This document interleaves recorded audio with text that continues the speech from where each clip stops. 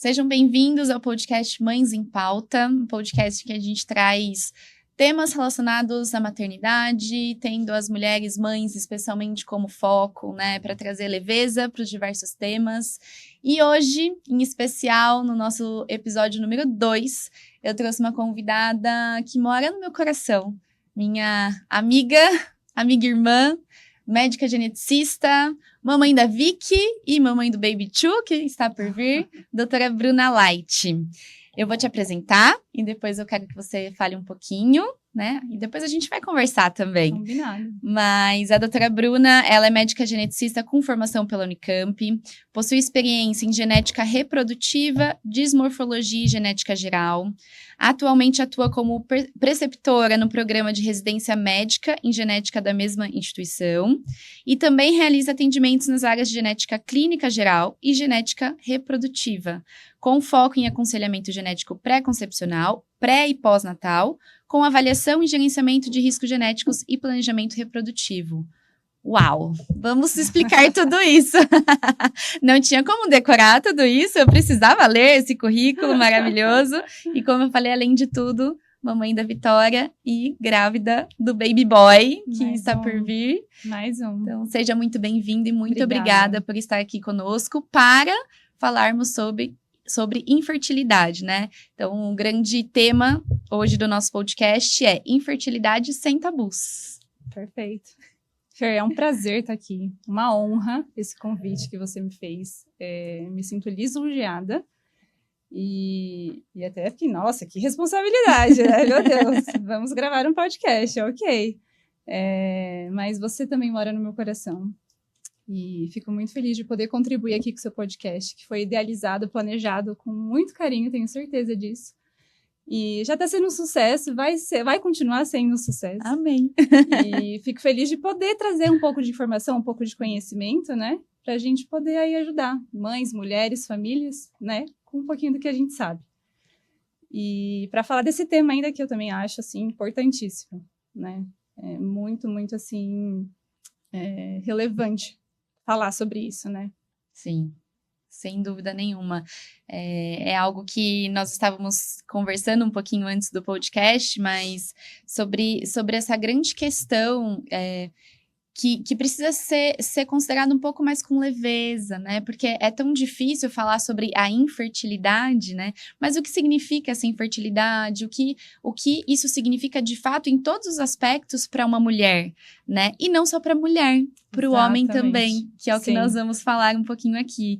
Então, nós escolhemos esse tema porque, claro, você poderia trazer inúmeros temas aqui pra gente, inclusive você vai voltar mais vezes, eu tenho certeza, pra gente conversar sobre outras abordagens, né, relacionadas à genética, mas a gente pensou sobre a infertilidade justamente por considerar que, especialmente no início de ano, muitos casais se planejam, né, para aumentar a família, e nesse planejamento precisa ser considerado isso, né? A infertilidade ou a fertilidade, ou qual a dificuldade que eles encontram e como lidar com isso. Como agir, né? O que fazer. Exatamente. Por isso que eu quis muito te trazer aqui, agradeço que você aceitou esse grande convite.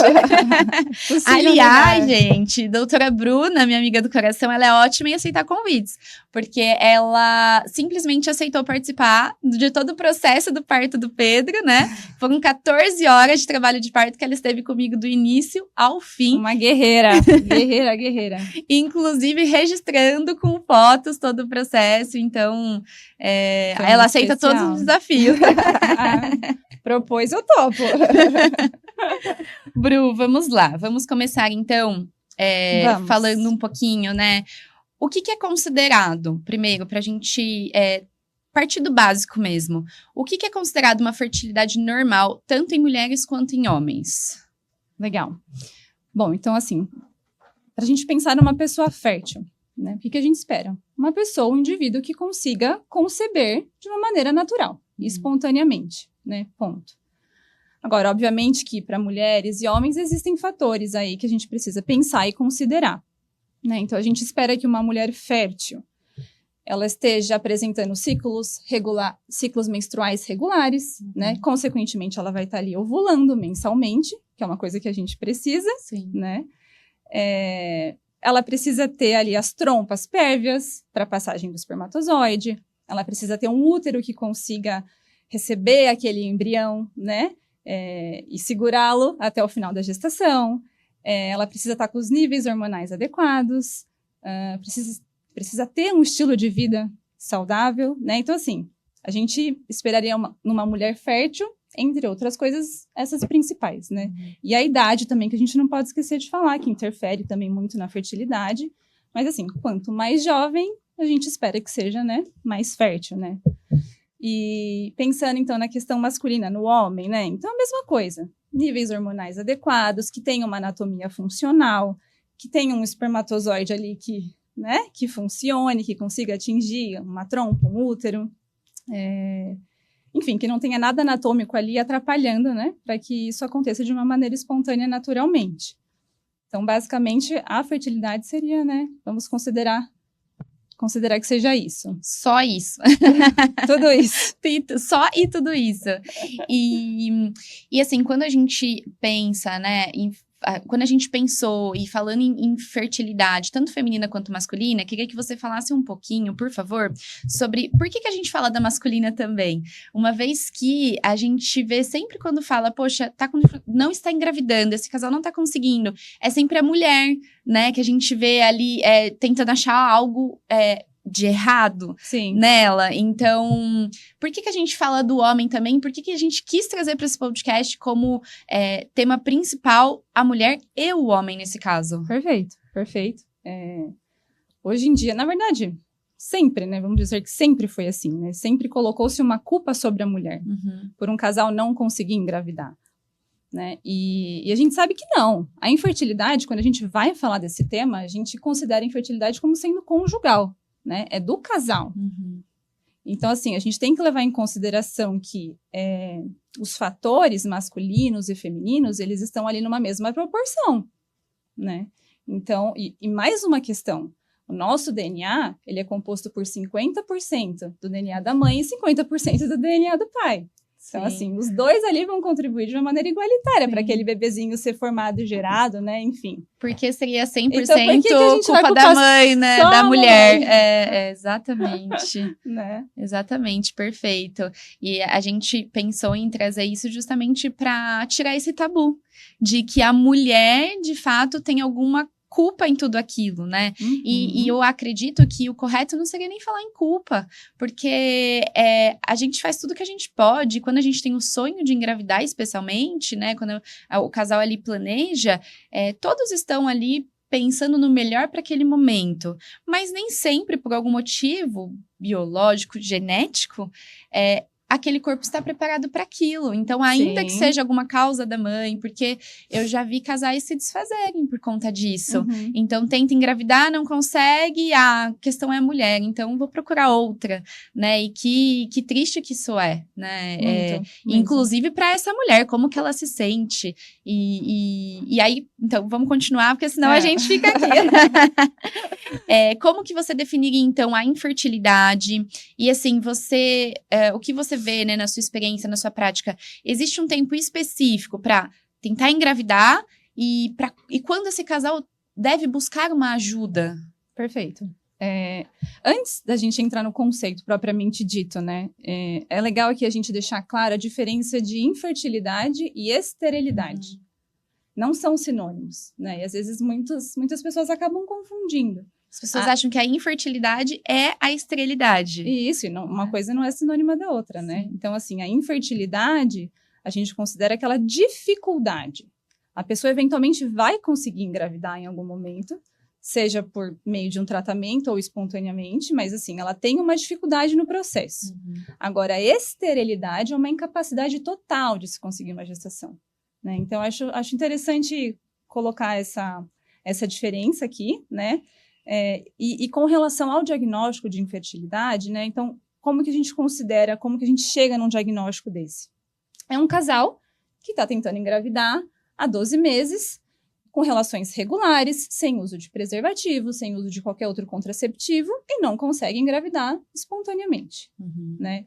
Mas aí a idade da mulher, nesse caso, a idade da mulher, ela entra como um fator importante para a gente pensar quando que a gente vai começar a investigar, né, esse casal. Então, mulheres com menos de 35 anos, a gente vai ficar aí esperando esses 12 meses mesmo de tentativa, para daí a gente iniciar uma investigação. Agora, aquelas mulheres que já têm 35 anos, de 35 a 40, tá? A gente espera 6 meses, não mais que isso. Então, deu 6 meses de tentativa, a gente já pode começar a investigar esse casal. Tá. E para aquelas mulheres que já têm mais de 40 anos, ou que têm já um fator conhecido. Então, por exemplo, uma mulher com síndrome do ovário policístico, ou que já tem uma doença genética conhecida na família, não tem por que a gente esperar. A gente já pode iniciar uma investigação nesses casos. Tá, perfeito. E por que nesse caso se considera olhar para a idade da mulher e do homem não? Então, aí é uma coisa que a gente não tem controle, que já vem com a gente desde quando a gente está sendo gerado no útero da nossa mamãe. Tá. É que os nossos óvulos já nascem com a gente, Tá. né? É diferente do homem, né? Então, a mulher, ela já nasce com a produção ali dela de óvulos. E não aumenta, Não, pelo né? contrário, Pelo contrário. ela vai diminuindo. O homem já essa não. reserva. O homem não. O homem está produzindo espermatozoide O tempo todo. Sim, está em constante renovação, né? Agora, a mulher não. Conforme a idade vai passando, a nossa reserva ela vai diminuindo. A reserva que a gente tem dentro do útero da nossa mãe, para quando a gente nasce, ela cai absurdamente. E isso vai indo ao longo dos anos, né? E aí tem-se 35 anos como uma virada de chave. Sim. É a idade que conseguiu se identificar com os estudos de que quando os riscos começam a aparecer para algumas doenças genéticas, mas também essa questão da reserva ovariana ir diminuindo, né? E aí isso vai interferir negativamente na vida reprodutiva dessa mulher, desse casal. Sim, e curioso porque você tem visto isso na sua prática, no sentido de que agora que, né, na sociedade que a gente vive, que a mulher vai para o mercado de trabalho e ela quer primeiro consolidar a sua carreira profissional para depois ter filhos, ela acaba tendo um pouquinho mais tarde e talvez por isso a gente ter visto tantos casais com maior dificuldade para engravidar? Isso acaba influenciando, com certeza. Sim. Hoje, o homem, quando eu falo homem moderno, estou me referindo a homem e mulher, né? Sim. Mas a vida que a gente leva hoje mudou, assim. Se a gente for comparar com os nossos antepassados, em vários sentidos, na verdade. Inclusive inclusive nos hábitos alimentares e estilo de vida, né? Sim, mas a mulher ganhou seu espaço na sociedade, no mercado de trabalho. Então, assim, eventualmente vai esse mesmo postergar um pouco esse sonho, né? Esse desejo de aumentar a família. Sim. E obviamente que existem também, muitas mulheres acabam se apegando nesse sentido de assim, eu posso congelar meus óvulos. Já ouvi diversas vezes, diversas mulheres falando assim, não, eu tô nova agora, eu posso congelar meus óvulos agora. E aí lá pra frente, quando eu já tiver uma carreira consolidada, casada, enfim, financeiramente estável, aí eu vou pensar, né? Que geralmente é entre 35 e 40. Exatamente, né? exatamente. Mas nem todas têm essa opção de congelar, né? Ou conhece, enfim, né? E aí vai tentar espontaneamente, naturalmente, e eventualmente o casal vai se deparar com um diagnóstico de infertilidade, né? Sim. E nesse caso mesmo do congelamento dos óvulos, parece simples, né, para quem tem condições de fazer isso, mas e o depois, né? Porque resolvi então que eu quero engravidar. Então eu pego meus óvulos e aí, é tão fácil assim? É tão simples assim? Não é, né? Não é, tem muitos processos que envolvem toda essa parte biológica também, né? Então você conserva o óvulo, mas tem diversos outros que você falou no início do podcast, tantas coisas envolvidas. Obviamente que você tem que ter um óvulo. A gente espera que seja um óvulo jovem, porque ele foi congelado, né? Precocemente, mas assim, existem outros fatores, né? Aquele corpo, aquela mulher, aquele homem, eles precisam estar aptos em N fatores para conseguirem, né? Enfim, ter uma gestação de sucesso. Né? Não é só porque você vai optar por um tratamento que é 100% garantido que você vai conseguir ter uma gestação bem-sucedida, né? Sim. A gente não controla tudo. Infelizmente, ou felizmente, né? Porque se controlasse também... Então, verdade. Não é? E quais são as principais causas de infertilidade feminina e masculina? E você percebe que elas têm a mesma incidência? Tá. As causas, eu posso dizer assim, que elas são diversas, né? E por isso que a gente fala de infertilidade conjugal, e por isso também que a gente fala que é necessário fazer uma avaliação multidisciplinar do casal, tá? E porque a gente tem que considerar, assim, os fatores, né? Fatores masculinos e femininos. 1/3 é masculino, 1/3 é feminino. É a mesma proporção, né? E o outro 1/3 está relacionado com aquelas que eu até tinha comentado com você antes, né? Com aquelas causas não aparentes, né? Que a gente não consegue, então, detectar em mais ou menos 10% dos casos, né? A gente não consegue encontrar uma causa específica. E também tem as causas mistas aí, quando se mistura fator masculino e feminino. Né? Mas é a mesma proporção. Se a gente pensar em fator masculino e feminino ali... A incidência é a mesma. É a mesma, E aí, com relação a esses fatores que eu venho falando, né? O que a gente tem que considerar? São 5 principais grandes grupos, né? Então, a gente tem que descartar a alteração anatômica, alteração, alguma infecção, né? A gente precisa fazer uma avaliação hormonal nesse casal. Pensar em doenças autoimunes, né? Então, causas autoimunes e as causas genéticas também. Então, assim, não é fácil você iniciar um processo de investigação de causas de infertilidade, requer, assim, bastante estudo. São muitos exames. É um processo complicado, é dificultoso, mais ainda para a mulher. Se a gente for pensar em todos os exames que precisam ser feitos, né? Para as mulheres, eles são mais invasivos, você acha? Principalmente aqueles exames em que a gente quer detectar alguma alteração anatômica. Né? Porque, daí que nem eu falei no começo, né? A gente espera que uma mulher fértil, ela tenha as tubas pérvias, ela tenha um útero que esteja ali receptivo, um útero que esteja, né? Assim, anatomicamente bem, então, que não tenha endometriose, mioma, que não tenha nenhuma cicatriz interna. E para a gente conseguir identificar isso, são exames invasivos, né? E não é legal. Para a mulher, acaba gerando um desgaste no momento de realização de um sonho, né? Porque é isso, quando é uma gravidez planejada, é uma realização de um sonho, geralmente. Não que quando não é planejada, não seja, né? Não é isso que eu quero dizer, mas quando você estabelece ali, não, agora eu vou engravidar, né? Quanto você se prepara emocionalmente, psicologicamente para receber. Quando você engravida ali sem esse planejamento, é assim, engravidei, agora você vai se preparar. Então, e aí quando a mulher se depara com essas dificuldades, ela precisa, né, ter esse tempo, ter essa sabedoria de lidar com essas questões, né? Preciso fazer exames, como eles são, nem todos são cobertos por plano de saúde, ou SUS, ou são. A grande maioria. Isso, pelo menos isso, né? Porque daí não tem aqueles exames que a mulher que não tem condição vai olhar e falar, poxa, não tenho como saber, né? Não tenho como fazer isso. Mas assim, obviamente que realmente tem as limitações, né? Tanto no SUS quanto pensando na questão a nível de convênio, né? Mas a gente tenta fazer o máximo possível ali, né? Porque precisa, na verdade, assim, a gente tenta, nem sempre vai encontrar, mas a gente busca ali achar uma causa, né? Então, vamos iniciar uma investigação para ver a parte anatômica, vamos descartar que tem alguma infecção ali, tanto no homem quanto na mulher, que possa estar tornando aquele ambiente, no caso, né, tanto para o espermatozoide quanto para o óvulo ou para o útero, um ambiente que não é propício para uma gestação. As causas imunológicas, então, assim, a gente pensa em algumas doenças autoimunes, por exemplo, as trombofilias, que também aí, nossa, conheço diversas mulheres que eventualmente têm aquelas perdas gestacionais precoces, e daí quando vai ver é por causa de uma trombofilia, né? Nesses casos a gente pensa nas trombofilias tanto adquiridas quanto hereditárias, né? Então tem um fundo genético aí também pensando nas trombofilias hereditárias. Eu tenho uma conhecida que ela descobriu depois de 2 gestações perdidas. Que era trombofilia. Que era trombofilia. E aí ela conseguiu, porque a partir do momento que ela engravidava, só que a gestação não evoluía, né?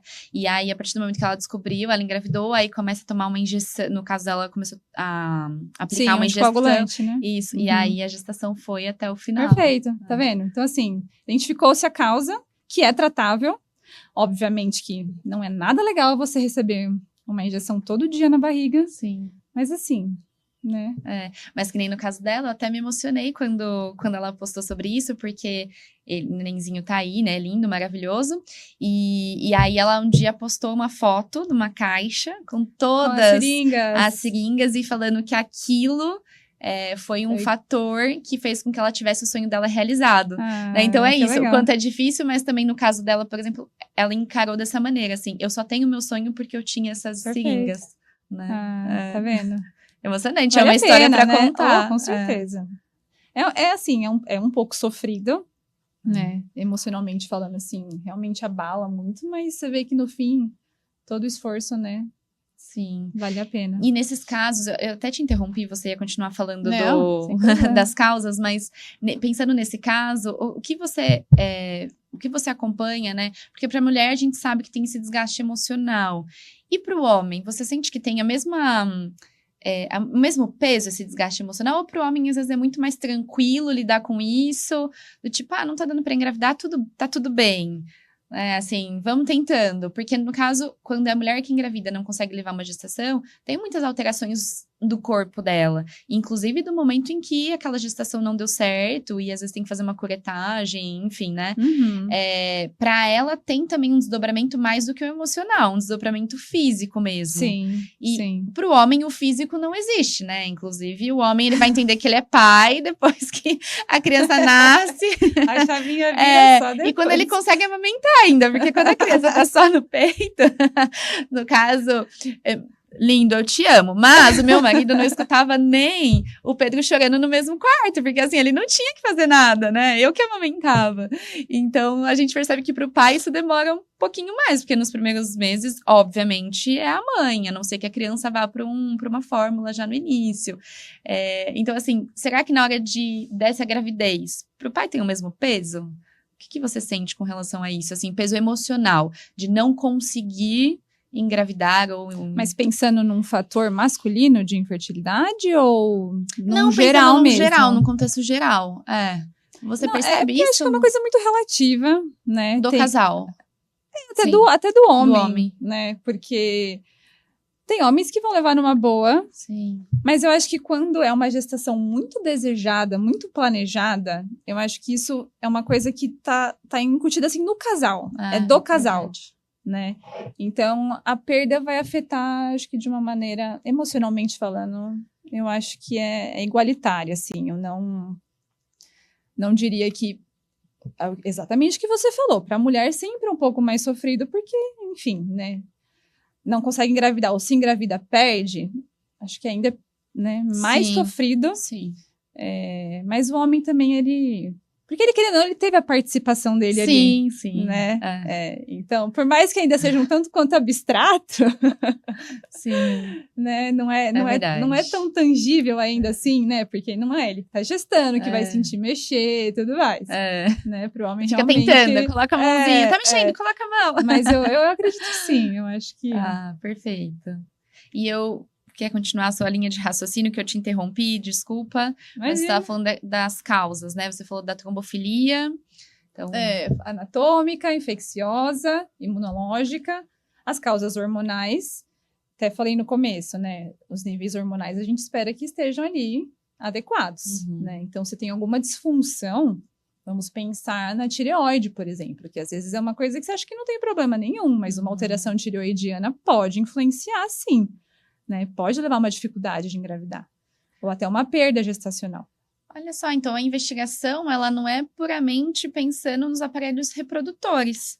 Ela tem que pensar você tem que ver no ser humano como um todo. Exatamente. Olha que interessante. Nunca tinha pensado sobre a tireoide ser um fator que influencia a infertilidade. Recentemente eu atendi um casal que teve uma perda gestacional e Mas aqui, na verdade, foi depois, mas os níveis hormonais, principalmente o TSH dela, estava bem alterado. Olha só. E a gente fica até na dúvida, bom, será que isso teve relação com a perda gestacional dela? Será que ela desenvolveu isso depois da perda, né? Então, assim, é importantíssimo a gente fazer uma investigação completa, né? E no casal, né? Sim. Então, a parte hormonal também. Obviamente que tem a investigação, a avaliação dos hormônios sexuais, FSH, LH, progesterona, hormônio antimuleriano, enfim, tem diversos hormônios aí que a gente pode avaliar, mas também tem aqueles hormônios que, né, principalmente da tireoide, né, então... Que interessante. E aí a última causa, um último fator, um grande grupo, também são as causas genéticas, né, que a gente também não pode descartar, que aí não querendo puxar a sardinha para o meu lado, mas que também é muito importante, né. Sim. Então, assim, o que eu percebo muito é que os casais que chegam para mim, eles passaram por essa avaliação, por essa investigação diagnóstica, mas a parte genética ainda não foi tocada. Então, assim, quando você não consegue identificar nenhuma causa nesses 4 primeiros grupos, aí eles pensam na causa genética. Em encaminhar para um geneticista. Né? Ainda alguns casais chegam com a realização do cariótipo, que é um exame da genética, digamos assim, mais básico que tem, que qualquer médico pode solicitar. Mas mesmo vindo com o exame genético já feito, não se tem uma orientação adequada. Né? E aí, a genética tem uma porcentagem importante, até falei da questão das trombofilias hereditárias, mas a gente precisa pensar também nas causas de alterações cromossômicas, alterações gênicas, né? Às vezes essa família já tem um histórico de uma doença genética em outros familiares, ou é um casal que engravidou, perdeu, às vezes perdeu uma segunda gestação e não se investigou em nenhum momento. E aí quando você vai ver, é porque tinha um dos parceiros, ou a mãe ou o pai, tem uma alteração nos cromossomos que está sendo transmitida para esses bebês. E aí, eventualmente, eles não vão conseguir evoluir até o final da gestação. Sim. Né? Então, a genética é muitíssimo importante, não puxando a sardinha.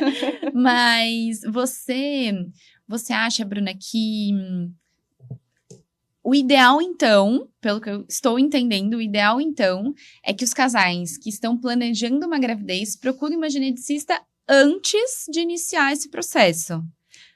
Assim, no mundo ideal. No mundo ideal, até porque nem todo mundo sabe que o geneticista existe, né? Pois é, mas agora começou a saber, não.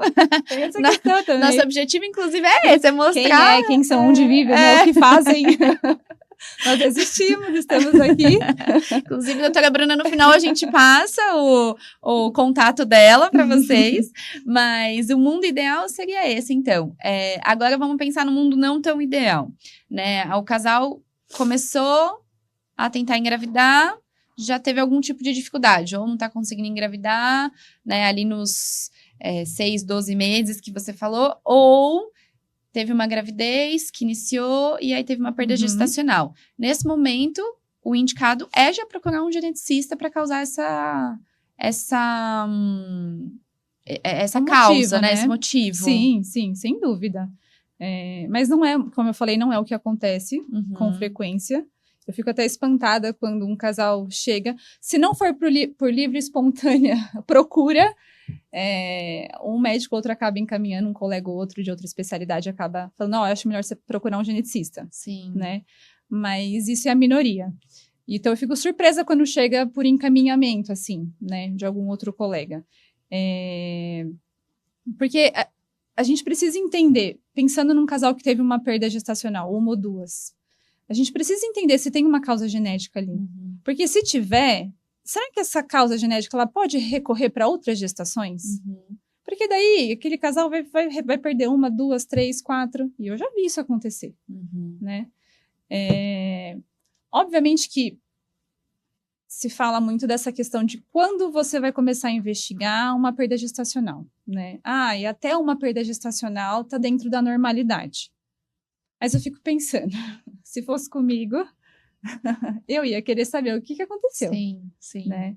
Então, assim, se o bebezinho que eu estava gerando tinha alguma alteração, seja nos cromossomos, né, que é o que a gente conseguiria ver, ou alguma outra doença genética, enfim, né, porque daí você vai puxar todo o histórico pessoal, familiar daquele casal, para entender se existe algum outro fator de risco, né, mas assim, seria o ideal, né, os casais entenderem essa parte genética para ver se realmente foi uma causa genética, né? E o que fazer a respeito disso? Exatamente. Né? Você trouxe a fala de que essa normalidade, né, de ter uma perda, por exemplo, e eu acho curioso porque eu vejo isso, né, tenho inúmeras amigas que já tiveram perdas, né, seja do primeiro ou seja entre o primeiro e o segundo, e de fato ele é tratado como normal. Então, você perdeu um, normal, tá tudo bem, tenta de novo. Né? Só que mais ou menos assim, só que para essa mulher, para essa mãe, aquilo não é nada normal. Ela, quando ela descobre a gravidez, gera inúmeras expectativas. Já vi mulheres que descobriram, contaram para a família toda, porque já estava ali 11 semanas, 12, e aí tem uma perda gestacional, né? O quanto isso impacta emocionalmente. Muito. Então, a gente fala sobre a normalidade, mas pela probabilidade, né, disso acontecer, que é uma probabilidade alta. Muitas mulheres perdem e ninguém fala sobre isso. Ninguém vai ficar falando, eu já tive, já perdi. Né? Até numa conversa sobre filhos, eu já perdi um. Ninguém vai ficar falando sobre isso. Né? Até porque é um tabu conversar sobre isso ainda. Exatamente. Mas, justamente, eu, assim como você, se eu tivesse uma perda gestacional, eu também, com certeza, buscaria já. Mas por quê? Porque provavelmente nós temos mais, né? Você, obviamente, a sua formação, mas eu, por talvez te conhecer, a gente tem muito mais informação sobre isso. Que muitas mulheres, muitos casais não têm. Né? E olha a importância da gente conversar sobre isso hoje. Né? Justamente, sem dúvida. Justamente trazer essa clareza para os casais, né, para as mães que estão nos assistindo, no sentido de você teve uma perda gestacional, procure uma ajuda, né? Tenta entender o que está acontecendo, não espere uma segunda, porque numa segunda pode ser muito mais traumático emocionalmente. Né? A mulher fica o tempo todo lidando com aquilo. Não, isso quando o casal resolve para uma segunda. Exatamente. Porque às vezes o trauma é tão grande, o medo de acontecer de novo é tão grande, que daí o casal não pensa em tentar mais uma vez. Exatamente. Né? E também porque, assim, depois que você tem uma perda, você tem que esperar um tempo para engravidar, né? Que eu não me lembro agora, mas eu não lembro, eu também não sei se tem, né, essa relação com como foi, mas se eu não me engano, eu tive amigas que acho que a solicitação foram 6 meses, então perdeu, um tempo mínimo, né? Um tempo mínimo ali, sim. Uhum. Né? E aí durante esse tempo, será que esse casal não desiste? Né? Pode acontecer. Pode, com certeza, pode. Ou até recebe a orientação errada. Tá? Porque já vi acontecer também em alguns casos, porque daí, assim, teve uma perda gestacional, às vezes o bebê tinha alguma malformação, alguma coisa, né? Então, seu filho provavelmente tinha uma doença genética, mas não foi investigado, enfim, ficou por isso mesmo. Então, acho melhor, aí já ouvi acontecer, assim, do casal receber orientação de, é melhor não engravidar mais para que não ocorra de novo, né? Então, poxa, pesado isso, né? Com certeza. Trazer esse tipo de, né, de orientação, assim. Com certeza. Baseado em quê? Né? Baseado em quê? E, infelizmente, né, não só pensando em médicos que lidam com essa questão, né, de gestação, de planejamento de gravidez, mas outras especialidades também, a gente vê muito isso, assim, né, tratando o paciente que está com alguma dificuldade ou que descobriu alguma doença, como algo normal e corriqueiro, porque às vezes na vida do médico, aquilo é corriqueiro. Mas na vida daquele paciente, aquilo não é corriqueiro. Então, eu me lembro, né, saindo até um pouco, assim, do tema que a gente tá falando, mas quando eu tive o diagnóstico da minha doença autoimune, lógico que aquilo, para mim, mudou minha cabeça, ela balançou demais. E aí eu me lembro nitidamente que quando eu cheguei no Dr. Erval, que é o meu médico neurologista, né, atual, ele olhou pra mim como um indivíduo cheio de sonhos. E eu lembro dele perguntar exatamente assim, ele falou, você é nova, você tem muitos sonhos e a gente vai fazer o melhor tratamento pra isso. Só que a gente não encontra isso em outros médicos. Eu já tinha passado numa outra médica que deu o meu diagnóstico de fato E ela olhou pra mim do tipo assim, é isso mesmo, e a gente vai fazer isso, né? Eu não senti naquele momento que eu estava tendo um olhar para mim, para a Fernanda. Faltou empatia. Estava tendo um olhar para uma paciente que foi diagnosticada com aquela doença. Ao contrário do que o Dr. Erval fez, que foi olhar para mim, entender o meu histórico, né? Entender, inclusive, que eu queria engravidar. Naquele momento que eu tive o diagnóstico, eu queria engravidar. Eu estava planejando, eu casaria naquele ano, casei naquele ano e engravidaria depois do casamento. E aí, ele olhar pra isso e falar assim, eu entendo, a gente só vai precisar segurar um pouquinho pra estabilizar, né? E eu vejo muito isso, quantos médicos não estão lidando dessa maneira, né? Por fazer parte da prática, mas a gente precisa sempre parar, acho que em todas as profissões, Sim. os médicos, né? Eu como professora com certeza. a gente para e olha o tempo todo, né? Qual o nosso olhar diferente que a gente autoanalisar, né? Exatamente. Porque você tá lidando com sonhos nesse caso, né? O grande sonho de ter um filho. Às vezes, esse casal já tem um filho e a questão vem no segundo. Às vezes não, às vezes vem no primeiro, assim, na tentativa do primeiro. E aí, são sonhos que vão se prolongando, vão se desfazendo, né? Ou vão cansando ali dentro desse processo. Então, nossa, muito importante o que você falou no sentido de, né, de tomar um cuidado com essa fala quando você recebe esse casal, porque você recebe esse casal, quando recebe, já recebe no final de tantas investigações, e eu acho que para você isso é mais desafiador, não é? No sentido de que você precisa entender como esse casal está também emocionalmente. Sim. Então, é muito mais do que ser uma médica. Porque daí você, às vezes, precisa desmistificar muita coisa na cabeça daquela mulher, daquele homem, e não é fácil. Não é fácil. Você tirar uma coisa que foi dita, foi colocada ali como sendo uma verdade. Sim. E nem sempre é, né? Então a gente realmente tem que tomar muito cuidado. E as pessoas escutam os médicos e é verdade absoluta, né?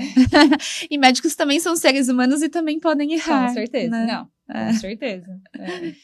E assim, quais são os principais exames recomendados no caso, né?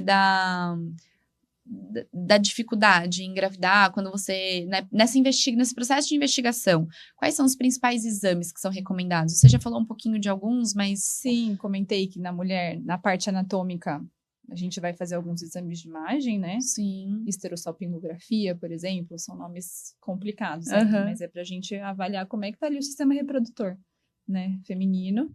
E no feminino a gente também tem que ver, e no masculino, perdão, a gente também tem que ver como tá, né? Então, examinar, né? Então, o homem precisa passar com um urologista. E não é só aos 40 anos. Bateu ali 40, 50 anos porque precisa fazer exame de próstata, né? Às vezes é bom passar por uma avaliação. Um simples exame físico pode detectar a famosa varicocele. A varicocele é a principal causa de infertilidade nos homens. Então, dos homens que são inférteis, 45% deles são inférteis por causa da varicocele. Olha só. Então, é muito grande, é uma porcentagem grande, né? Sim. E às vezes a varicocele, ela pode passar despercebida, assintomática, né? Mas ela pode estar presente ali num simples exame físico. E aquilo está impedindo aquele casal de engravidar. E daí uma simples cirurgia. Mas uma cirurgia é possível corrigir e aquele casal consegue, então, recuperar a capacidade, né, fértil deles.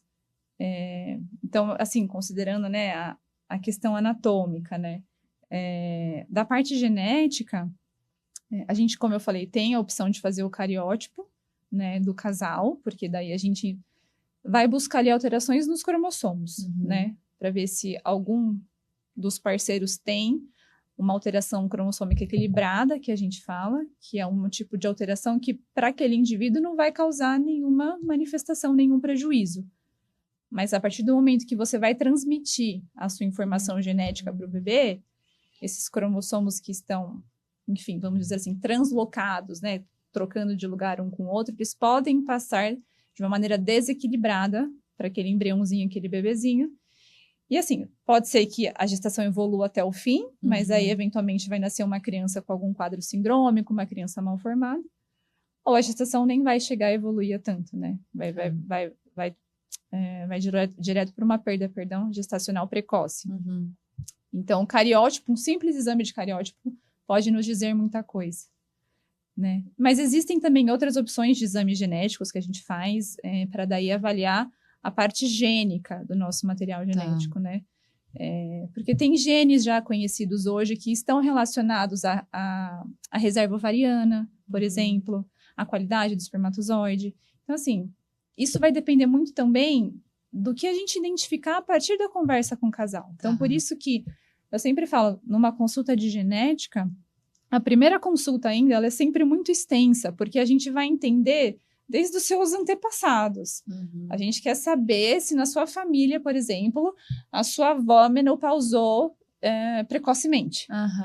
Porque, acredite, isso faz diferença. Porque se tiver histórico de menopausa precoce na família, isso me faz pensar numa doença genética específica, que é a síndrome do X frágil, e que leva nas mulheres à falência ovariana precoce, e isso é um fator que interfere de uma maneira importantíssima na fertilidade daquela mulher. Sim. Né? E muitas vezes ela nem sabe. Talvez ela precise sair de uma consulta e fazer uma investigação familiar. E é o tipo de pergunta que se não for o geneticista, dificilmente outro colega vai fazer. Sim. Entendeu? Então, assim, uma moça que não menstruou, que talvez nunca tenha menstruado, será que é porque ela tem síndrome de Turner, que é uma doença genética relativamente comum, assim? Né? Então, a gente entender todo o histórico pessoal, familiar desse casal, né? Faz muita diferença, assim, a história faz muita diferença para a gente pensar em como a gente vai investigar, falando da parte genética, né? Quais exames pedir, né?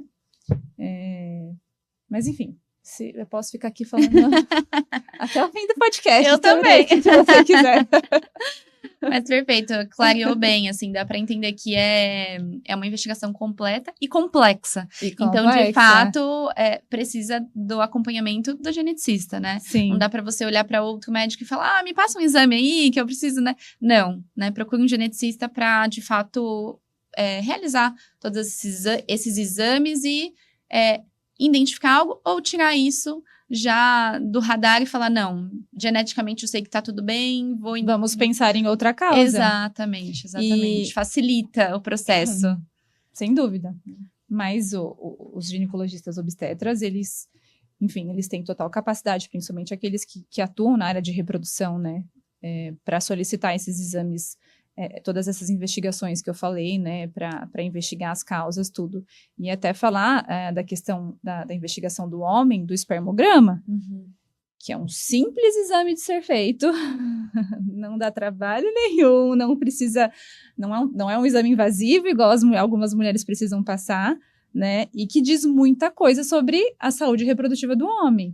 Então, assim, a gente entender como aqueles espermatozoides estão também faz muita diferença, porque não basta a mulher ter uma tuba pérvia, um útero funcionante receptivo e aquele espermatozoide ser horroroso. É um espermatozoide que não se movimenta bem, ou que a quantidade, né, a reserva está muito, muito baixa, ou às vezes tem alguma alteração na morfologia do espermatozoide, né? Tudo isso o espermograma mostra pra gente. Legal. Então, não basta a mulher estar ok, e aí o homem não faz um espermograma, não sabe como tá o espermatozoide, às vezes é isso. Sim. Né? E a gente quebra um outro tabu, então, porque muitos homens ficam resistentes a fazer esse exame, porque consideram que para fazer um espermograma é como se fosse impotente, e uma coisa não tem absolutamente nada a ver com a outra. Não, zero. Nada a ver. Você pode ser viril, mas o seu espermatozoide não tá legal. Sim. É um espermatozoide meia boca. Sim. Né? E daí a gente precisa entender como é que tá. Até para poder tratar. Qual que é a qualidade desses espermatozoides. Saber o que fazer. Exatamente. Às vezes, assim, existe um exame genético que você faz a análise da fragmentação do DNA que fica na cabeça do espermatozoide. Olha só. É um exame bem... Sim, não é todo mundo que faz, é um exame que é oferecido só no particular, né? Não é um exame muito barato, acho que varia de 600 a R$1.000, assim, vamos dizer. Mas que ele te mostra o nível de fragmentação do DNA daquele espermatozoide. E, às vezes, uma simples mudança no estilo de vida daquele homem pode ser o suficiente para fazer com que aqueles espermatozoides retomem e tenham um nível de fragmentação baixo, uma porcentagem baixa, que é o que a gente quer. Sim. Então, assim, que era o que a gente estava falando, né? O homem moderno hoje é aquela pessoa sedentária, com uma alimentação péssima, que faz uso de cafeína, de, enfim, álcool, cigarro, aquele vaping que agora tá na moda, né? Toma medicação para dormir, aí toma mais medicação para se manter acordada durante o dia. Então, assim, são a poluição né, do mundo que a gente vive. Então, o estresse é tudo contribuindo negativamente para a fertilidade daquela pessoa. Sim. Né? E aí você consegue ter uma noção de como está a fragmentação do DNA do espermatozoide baseado nisso também, né? Então você fala, poxa, muda um pouco o seu estilo de vida e aí a gente repete o teste. Sim, que provavelmente e aí já vai dá melhorar, uma diferença. Vai melhorar, olha exatamente. Olha só. Então, o hábito de vida, né, não só da mãe, mas do pai também, contribui consideravelmente para esse processo da fertilidade.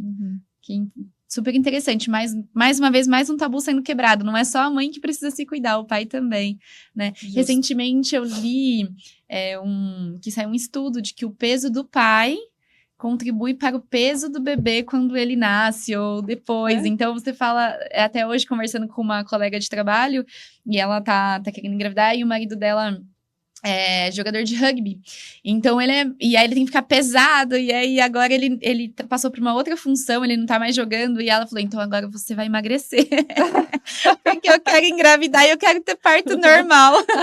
Preciso de uma criança. Eu preciso de uma criança que não seja tão grande, né? Justamente porque tem essa relação. Então, é o que você trouxe no começo. A gravidez, ela é 50% mãe, 50% pai. Então, as preocupações do pai precisam ser igualitárias ao da mãe. É por isso que a gente veio quebrar um pouco esse tabu da infertilidade, no sentido de não é só a mulher que precisa ser olhada. Não. O homem também precisa ser olhado e com tanta efetividade, tanto carinho quanto a mulher, né? Bom, vamos lá. Você percebe, assim, que existem diferenças nos resultados de tratamento, né? Dependendo de idade ou do tipo de infertilidade? Então, existem resultados diferentes para tudo isso. Então, essa mulher que tá com uma infertilidade com 30 anos, uma mulher com 40, isso faz diferença? Total. Coitada, né, de nós. Mas faz, né? Como eu falei, 35 anos ali é a virada de chave, né? Então, se a gente tem um diagnóstico de infertilidade, uma mulher com menos de 35 anos, a gente vai, e que ela tem indicação de algum tipo de tratamento, né? Seja de baixa ou alta complexidade, a gente até pode falar disso rapidamente, se você quiser. Sim, com certeza. As chances dela conseguir uma gestação bem-sucedida com esses tratamentos é muito maior do que uma mulher que já tem seus 35, 40 anos, né? Então, infelizmente, a idade pesa muito nesse sentido, né? Tá. E, obviamente, também que, assim, a causa dessa infertilidade. Então, uma mulher com endometriose, que tem uma tuba uterina que não é pérvia, poxa vida. Então, assim, o tratamento que ela vai precisar fazer também é muito mais rigoroso, muito, muito, muito específico, né? E a gente fica, assim, pensando, né, nas chances dessa gestação conseguir, né, evoluir e tal, para uma gestação bem-sucedida. Então, faz diferença, sim, né? Idade, o tipo de causa, né, da infertilidade. Mas a gente sempre tenta manejar e fazer o possível para que a gente consiga extrair o melhor ali. Sim, né? De uma maneira a mais leve possível, né, para esse casal. Exatamente. E a gente falou muito sobre a questão da infertilidade trazer esses impactos emocionais, né? Esses desafios emocionais, tanto para a mulher quanto para o homem. A gente conversou um pouquinho também. Como você percebe que isso impacta na condição de vida desse casal, né? E até como isso se impacta nessa fertilidade deles. Tá. Vamos pensar assim. O diagnóstico de infertilidade, mundialmente falando, ele acomete 15% da população. É alto. É muito. Não é pouco. Né? E, então, assim, você mesma disse que conhece diversos casais que, enfim, né, que passam por essa situação, por mais que não seja algo muito falado. Sim. Né? Não é um tema que é trazido com leveza, mas... E, obviamente, que cada casal vai lidar de uma maneira frente a um diagnóstico de infertilidade ou frente a uma perda gestacional, enfim. Mas, obviamente, que isso tem um impacto emocional muito grande, né? Por isso que muitas vezes, em muitas consultas da genética, eu acabo tendo um lado psicóloga. Sim, com toda certeza. Porque metade da consulta, eu tô rindo, mas assim, eu tô brincando, mas muitos casais choram durante a consulta. Sim. Né? Porque é um momento ali, é um momento da verdade, de você entender, de você, né? Poxa, cai a ficha, né? Sim. E não tem como falar que não abala emocionalmente, né? E é interessante falar que para esses casais com diagnóstico de infertilidade, um acompanhamento psicológico é muito importante, né? Então, assim, não tenha vergonha de procurar um terapeuta, nem que for uma terapia de casal, individual em grupo, né? Que é o tipo de coisa que vai ajudar. Porque também pode influenciar muito no relacionamento do casal. Com toda certeza. Né? E de um casal tentando engravidar, que geralmente a recomendação que você recebe é: você vai contar o seu dia fértil e aí você tem que, né, transar dia sim, dia não. Ou cada 2... aí é meio programado aquilo. E aí o casal já tá abalado psicologicamente, você ainda fala quando tem que acontecer, como que isso vai acontecer, né? Que você inclusive, comentou sobre isso, né? Sim, e pro homem muito, especialmente, porque né? gera-se uma expectativa, uma pressão, uma tensão, né? Poxa, é agora, se não for agora, quando vai ser? Não vai dar certo, né? Se a gente não fizer... Então... Por isso que não tá dando certo, porque a gente não tá fazendo no dia certo. E não necessariamente é isso. Vira uma pressão, parece que maior, interfere muito. E até, foi bom você ter falado dessa questão de ter relação regularmente, que eu não falei sobre isso, né? O que é ter relações sexuais regulares? Porque um diagnóstico de infertilidade, ele vem daí, né? Você precisa estar tendo relações sexuais regulares. O que é isso, né? Então, é um casal que está sexualmente ativo pelo menos de 2 a 3 vezes na semana, né? E aí você pensa, poxa, um cara que viaja metade do mês a trabalho e aí a outra metade está em casa, mas tudo bem, não é o suficiente, né? E aí daí tem junto aquela pressão, né, de que, poxa, bom, agora é esse período que eu tenho aqui para conseguir, né? Junto com o cansaço do dia a dia, que a mulher trabalhando, o homem trabalhando. Vai interferir, Você tem o primeiro filho, então, nem se fala. Não é? Quando que vai fazer? É mais ou menos isso, assim. Então, o aspecto emocional, ele já vem desde esse momento, não é? Você até atribui, assim, ou pensa que isso pode impactar na questão da dificuldade em engravidar, né? Porque a gente vê muitos casos de dificuldade, de repente, não, tá bom, a gente não vai mais tentar, a gente não tá tudo bem, assumimos que a gente não vai tentar engravidar, engravida. Relaxou. Relaxou e engravidou. Parece que é isso, né? Não, tem um fator psicológico, sim, emocional, que influencia se eu posso dizer assim, na capacidade, né, desse casal de conseguir gestar espontaneamente. Sim. Né? Porque é justamente isso, né? Se você tá ali querendo muito, né, gera-se uma expectativa que vai interferir, né? Sim. Agora, depois do momento que, se você já tem um filho, uma segunda gestação, se vier lucro... exato. Então, você tá tranquila. Exatamente. Né? Mas, realmente, assim, quando às vezes o casal já desistiu de tentar, é quando vem, né? Ou, por anos, fica anos sem engravidar e dali a pouco engravida. Exatamente. Inesperadamente. Exatamente. Né? Sem explicação, da onde. Exatamente. Eu tenho uma amiga também, eu tenho muitos casos. Tem muitas amigas. Eu tenho uma amiga também que ela tentou, tinha dificuldade de engravidar, marcaram para fazer fertilização. No dia em que ela marcou para fazer fertilização, ela descobriu a gravidez. No dia em que ela ia, ela descobriu a gravidez, assim, ela nem chegou a fazer. E aí, tanto que ela tá grávida da segunda, e foi um menininho, agora ela tá grávida da segunda, e aí, até a segunda, não foi planejado. E eu falei, não foi planejado, mas a gente sabe como que faz filho, né? E aí ela brincou e falou, não sabe o que é, Fer? É que o primeiro foi tão difícil que a gente não achou que o segundo seria tão fácil. Aí, ó. Exatamente.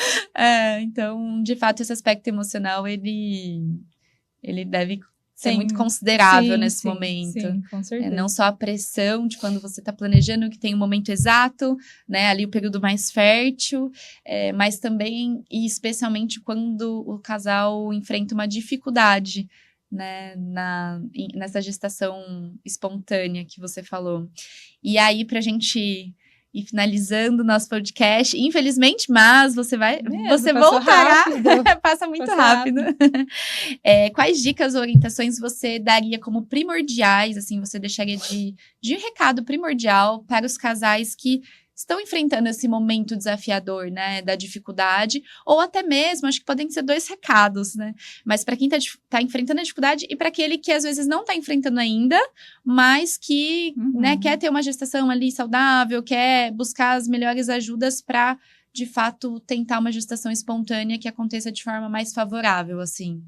Sim, é excepcional, assim, é importantíssimo que se busque ajuda especializada, né? Eu falei no começo, assim, a avaliação de um casal com diagnóstico de infertilidade, ela tem que ser multidisciplinar, né? Tudo bem, você tem o seu acompanhamento com ginecologista, obstetra, com urologista, eventualmente eles vão encaminhar para um vascular, enfim, né? Para o geneticista também. Então, é importante a gente ter uma avaliação especializada para entender os possíveis diagnósticos, possíveis causas, né? E o que fazer a esse respeito. Uma outra coisa muito importante é a mudança de estilo de vida. Então, tanto para quem está querendo engravidar, ou para quem já tem um diagnóstico de infertilidade, né? A gente precisa parar um pouco e pensar, poxa, como eu estou vivendo, né? Muito estresse, falta de sono, alimentação muito industrializada, muito embutido, né? Tô usando muita medicação, tô suplementando, né? Então, assim, faço uso de bebida alcoólica, cigarro. Então, é importante a gente parar e olhar para si e para o parceiro, vice-versa. Desacelerar um pouquinho, né? Exatamente, né? É mudança de estilo de vida, não tem jeito. Isso também é um fator, assim, crucial. Para quem já tem o diagnóstico de infertilidade ou para quem vai engravidar. Sim. Né? Buscar apoio emocional também faz uma diferença. Eu acho que é muito importante. A gente falou agora muito disso no final. Então, assim, se puder ter, né, esse auxílio, um profissional a mais, já vão ter tantos profissionais aí atuando, mas um não vai fazer diferença, só vai somar. Né? Então, acho que uma busca também nesse sentido pode contribuir e persistir, não desistir. Porque o diagnóstico de infertilidade, ele pode vir, ele pode bater na sua porta, mas assim, a porta ela não necessariamente vai se fechar e ficar fechada, né? A gente tem meios para conseguir abri-la, descobrir o que tem lá dentro e tentar solucionar o problema, né?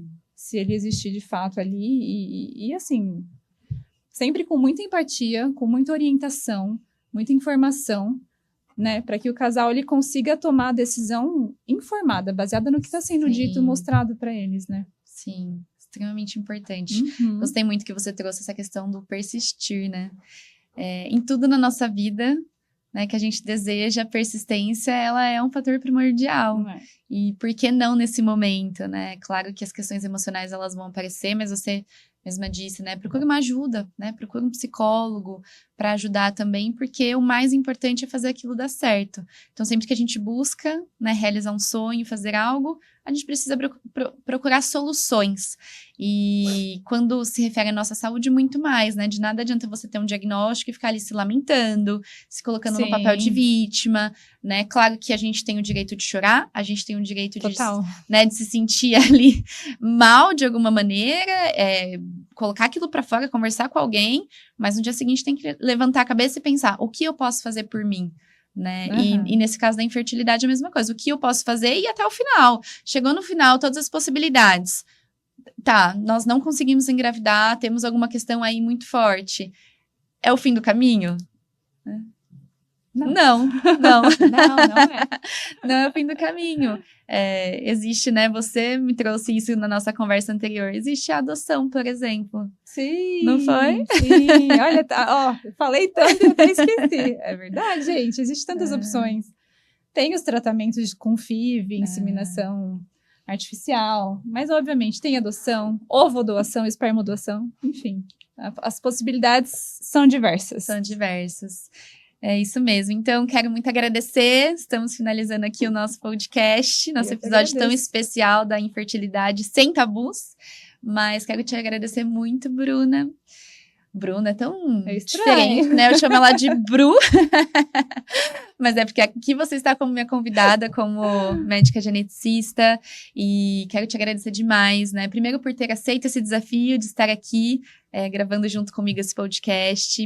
É um tema que eu tenho certeza absoluta que essas informações, elas vão ajudar muitas mães, Sim, né? sim. Muitas mulheres, às vezes não são mães ainda, desejam ser, mas vai clarear muito para elas esse caminho, esse percurso, né? Para esse casal, até para a mulher que está escutando esse podcast, compartilhar com o marido, né? Para tirar esses tabus todos que existem, para o marido também ter essas informações. A gente sabe que nesse momento, geralmente a mulher busca mais informações, mas compartilhar isso, né? Compartilhar esse vídeo com outras mulheres que podem estar enfrentando esses desafios e não conversando com ninguém, não contando para ninguém, porque é o que a gente falou, geralmente sobre isso não se fala. A gente só fala sobre as coisas que estão correndo de maneira saudável, positiva, como esperado, exatamente. E claro, né, que para finalizar eu gostaria muito que você pudesse falar onde as pessoas vão te encontrar no seu Instagram, como as pessoas podem te encontrar, né, para uma consulta, então se tiver um número de WhatsApp aí, exatamente. Perfeito. Eu acho mais fácil, tá tudo focado no Instagram hoje em dia, né? Sim. Então, doutorabrunalight.geneticista. O meu número do WhatsApp já está lá na bio, é só clicar no link. Então, quem precisar, quem quiser se consultar, fazer perguntas, tirar dúvidas, orientações, eu estarei super aberta à disposição, será um prazer gigantesco. E obrigada demais pela oportunidade, foi uma delícia, foi muito legal, gostei. Foi muito bom, eu também amei. Para quem não me segue também, lá no Instagram é @atenafersouza, então já acompanha lá, trago muito conteúdo de tudo que é relacionado a essa maternidade, né, a esse mundo das mulheres e desenvolvimento infantil. Então, podem me procurar e já seguir lá também.